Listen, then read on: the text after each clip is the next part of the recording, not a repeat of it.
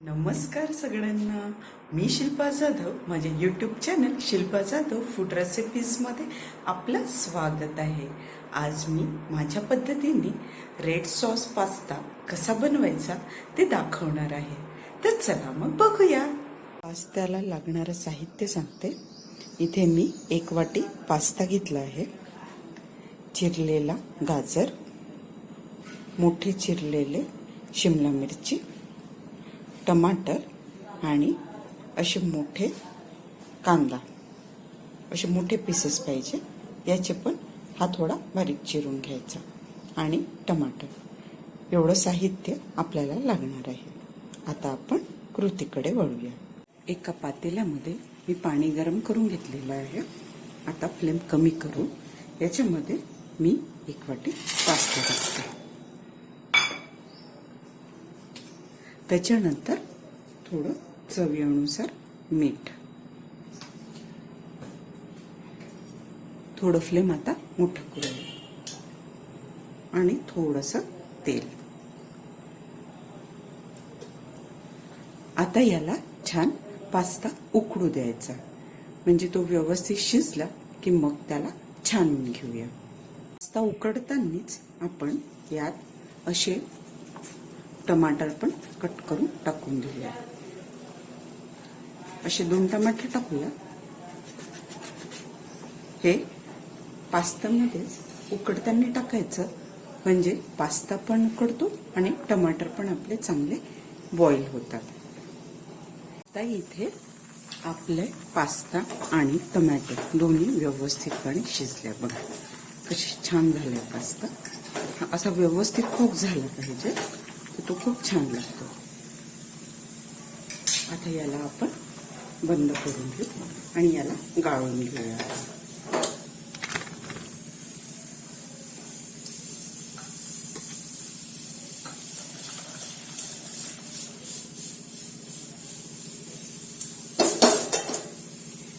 हे छान व्यवस्थित याला आता थंड करून घ्यायचं.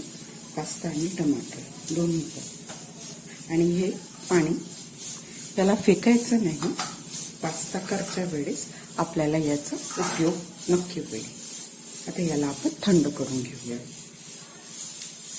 एका मिक्सर पॉटमध्ये आपण आपले उकडलेले टमाटर कट करून घ्यायचे आणि 2 मिरच्या याची छान पेस्ट करून घ्यायची. ते एका पॅनमध्ये आपण बटर टाकून घेऊया.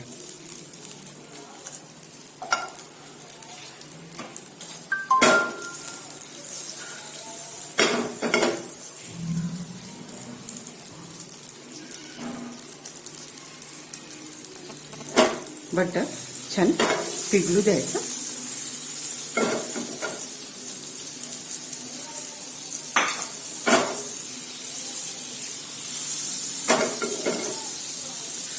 आपले भाज्या टाकून घ्यायचे. शिमला मिरची, कांदा आणि गाजर हे हाय फ्लेमवर छान भाजून घ्यायचे.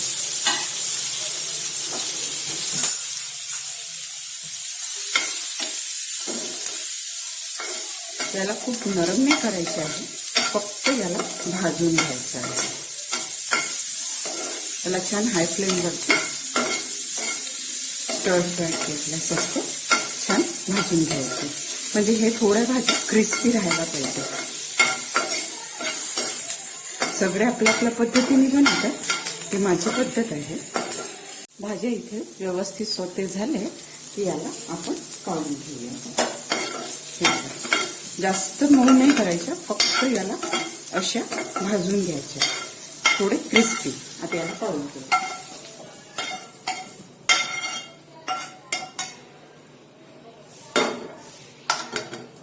ह्या भाज्या आपल्या झाल्या. आता सेम पॅन मध्ये आपण आणखी थोडं बटर टाकून घेऊया.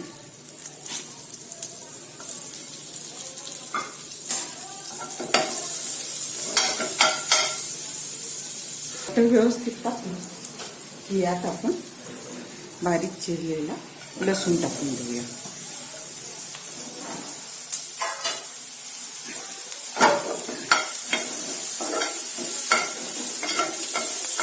लसूण व्यवस्थित मस्त तांबूस रंगावरती आपल्याला परतून घ्यायचा आहे. म्हणजे लसणाचा जो फ्लेवर आहे तो पास्त्याला खूप छान लागतो. म्हणून याला छान व्यवस्थित झाला की आता याच्यात आपली टोमॅटो आणि चिलीची आपण ही पेस्ट टाकून घेऊया.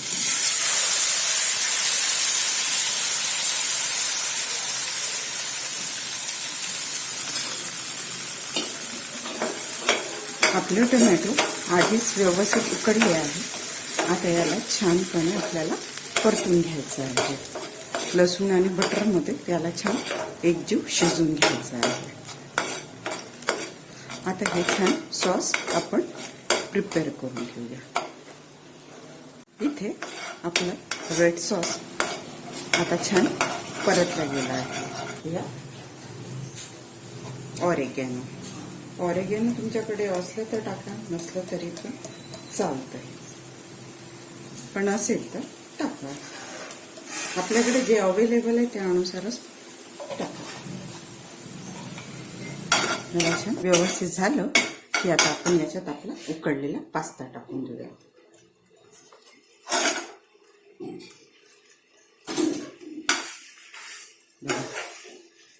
पास्त्याच्या सोबतच आपल्या ह्या सॉटे झालेल्या भाज्याही टाकून देऊया आपण.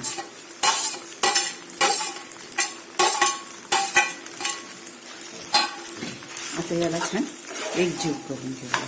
त्यामध्ये आपण थोडं चवीनुसार मीठ टाकून घेऊया. एकदम किंचित टाका, कारण की आपण आधी शिजवताना ऑलरेडी टाकलेलं आहे. आपण थोडीशी मिरेपूड टाकून घेऊया.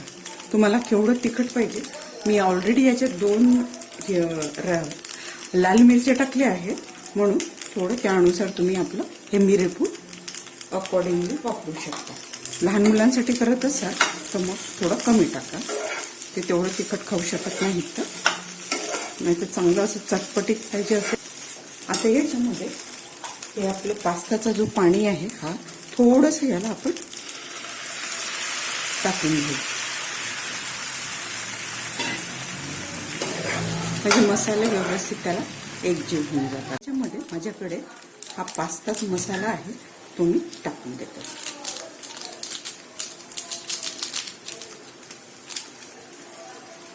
याने खूप छान टेस्ट येते. मिक्स करून घेऊ.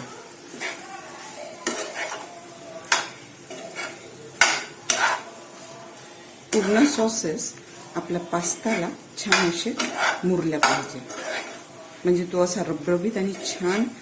आता याच्यामध्ये आपण चीज टाकून घेऊ. चीजनी एकदम मस्त फ्लेवर येते.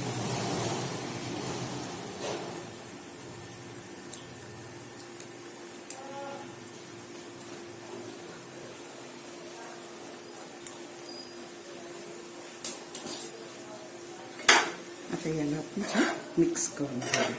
आता याला छान थोडं चीज मेल्ट होतपर्यंत आपण याला कमी फ्लेमवरती याचं चीज मेल्ट करून घेऊ. आपला पास्ता एकदम मस्त रेडी आहे. बघा किती छान कलर आलाय याला. चीज पण व्यवस्थित मेल्ट झालाय आणि पास्ताने पूर्ण सॉस छान ॲब्झॉर्ब केला आहे. तुम्हाला थोडं सुपी सारखं पाहिजे असेल पास्ता तर तुम्ही याचं टोमॅटो प्युरी थोडं जास्त वाढवू शकता, पण मला ह्या पद्धतीचंच आवडतं म्हणून मी ह्या पद्धतीने केलं. आता याच्यावर आपण आपला इंडियन टच थोडं कोथिंबीर स्प्रिंकल करूया. आता आपला पास्ता रेडी आहे. तुम्ही नक्की या पद्धतीने पास्ता करून बघा. रेसिपी आवडल्यास लाईक, शेअर, कमेंट आणि सबस्क्राईब करा. आणखी तुम्हाला कोणती रेसिपी बघायला आवडेल मला कमेंट करून नक्की सांगा.